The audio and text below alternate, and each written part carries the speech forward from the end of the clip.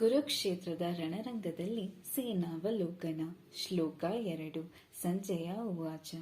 ದೃಷ್ಟ್ವಾ ತು ಪಾಂಡವಾನಿಕಂ ವ್ಯೂಢಂ ದುರ್ಯೋಧನಸ್ತಥಾ ಆಚಾರ್ಯಮುಪಸಂಗಮ್ಯ ರಾಜ ವಚನಾಂಬ್ರವಿತ್. ಅನುವಾದ.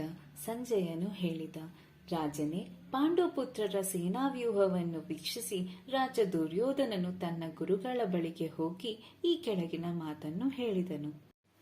ಭಾವಾರ್ಥ. ರಣರಂಗದಲ್ಲಿ ಏನಾಯಿತು ಎಂದು ಕೇಳುವುದರಲ್ಲಿ ಧೃತರಾಷ್ಟ್ರನ ಉದ್ದೇಶವೇನು ಎಂದು ಸಂಜಯ ಅರ್ಥ ಮಾಡಿಕೊಳ್ಳಬಲ್ಲವನಾಗಿದ್ದ. ಆದುದರಿಂದ ಸಂಜಯನು ವಿಷಾಣನಾಗಿದ್ದ ರಾಜನಿಗೆ ಉತ್ಸಾಹ ಭರಿಸಲು ಬಯಸಿದ. ರಾಜನಿಗೆ ಅವನ ಮಕ್ಕಳು ಧರ್ಮಕ್ಷೇತ್ರದ ಪ್ರಭಾವದಿಂದ ಯಾವುದೇ ರೀತಿಯ ರಾಜಿ ಮಾಡಿಕೊಳ್ಳುವುದಿಲ್ಲ ಎಂದು ಭರವಸೆ ನೀಡಿದ. ದುರ್ಯೋಧನನು ಪಾಂಡವರ ಸೇನಾಬಲವನ್ನು ವೀಕ್ಷಿಸಿದ ನಂತರ ಸನ್ನಿವೇಶವನ್ನು ವಾಸ್ತವವಾಗಿ ತಿಳಿಸಿಕೊಡಲು ಸೈನ್ಯಾಧಿಪತಿ ದ್ರೋಣಾಚಾರ್ಯರ ಬಳಿಗೆ ಹೋದ ಎಂದು ಹೇಳಿದ.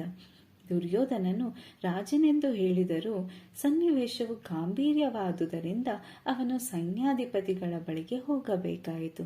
ಆದುದರಿಂದ ಅವನು ರಾಜಕಾರಣಿಯಾಗಲು ಅರ್ಹನಿದ್ದ. ಆದರೆ ದುರ್ಯೋಧನನ ರಾಜತಾಂತ್ರಿಕ ಸೊಗ್ಗು ಪಾಂಡವರ ಸೈನ್ಯವ್ಯೂಹವನ್ನು ಕಂಡಾಗ ಆತನಿಗಾದ ಭಯವನ್ನು ಮುಚ್ಚಿಡಲಾಗಲಿಲ್ಲ.